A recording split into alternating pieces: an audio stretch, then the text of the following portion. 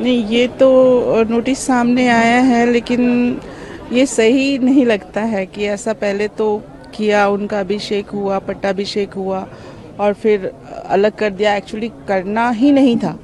जब ऐसा कुछ था तो करना ही नहीं था, पहले सोच लेना चाहिए। लेकिन किसी को भी इस तरह से निष्कासित करना ये सही नहीं है। और लक्ष्मी नारायण त्रिपाठी जी तो काफ़ी पुराने हैं, तो हम लोग उसके समर्थक ही हैं, हम लोग उनको समर्थन करते हैं। ये गलत है, ये नहीं होना चाहिए था। और रही बात ममता कुलकर्णी जी की, तो मतलब उन्हें भी क्यों किया गया, क्योंकि बदल तो कोई भी सकता है ना। बाकी जो परंपरा है, जो कुछ रूल्स हैं कि हाँ स्टेप बाय स्टेप कुछ होना चाहिए, तो वो सब वो कर सकते थे या कर लेते।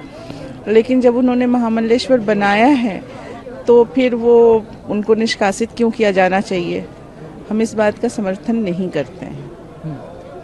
ये बड़ा हाइप क्रिएट किया गया कि ममता कुलकर्णी अब महामंडलेश्वर बन गई, किन्नर अखाड़े की उन्होंने सदस्यता ली, तो इस पर भी बड़ा प्रश्न चिन्ह खड़ा हो रहा था। आगे की क्या प्रक्रिया रहने वाली है? अखाड़ा परिषद अध्यक्ष महंत रविंद्रपुरी जी ने कहा है कि ये गलत है, हम लक्ष्मी नारायण त्रिपाठी जी के साथ खड़े हैं, वो आगे का स्नान करते रहेंगे, ऐसा उन्होंने कहा। जी, बिल्कुल सही कहा है उन्होंने, और ऐसा ही होगा, बिल्कुल सही कहा है उन्होंने।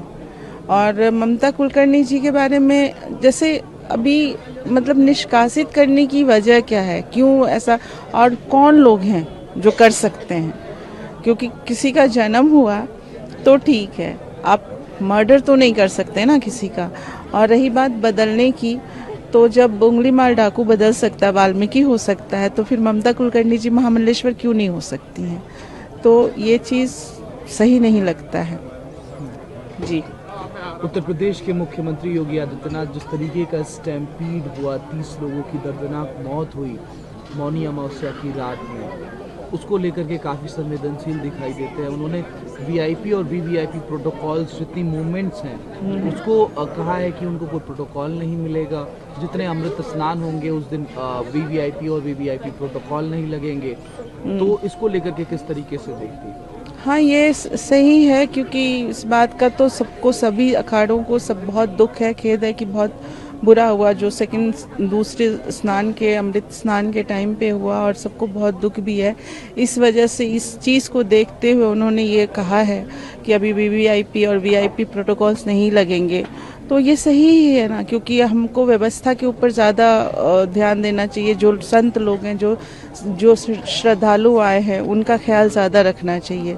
तो ये सही है, और हम उम्मीद करते हैं कि अच्छा ही होगा। आने वाला जो अभी थर्ड स्नान है, अमृत स्नान, वो वसंत पंचमी का बहुत अच्छा होगा। किस तरीके की तैयारियां हैं अखाड़ों की तरफ से? क्योंकि हमने देखा कि दूसरा अमृत स्नान उस तरीके से नहीं हो पाया जिस तरीके की तैयारियां थी। काफ़ी तैयारियां थी मौनी अमावस्या के स्नान को लेकर के।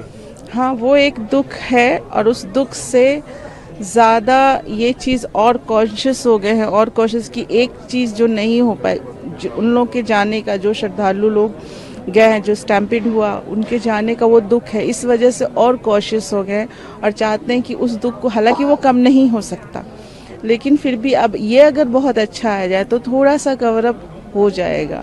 तो इसलिए कुछ खास और अच्छे से हम इसको लास्ट कर सकें, तो क्लाइमेक्स अच्छा होगा तो अच्छा ही होगा सब कुछ।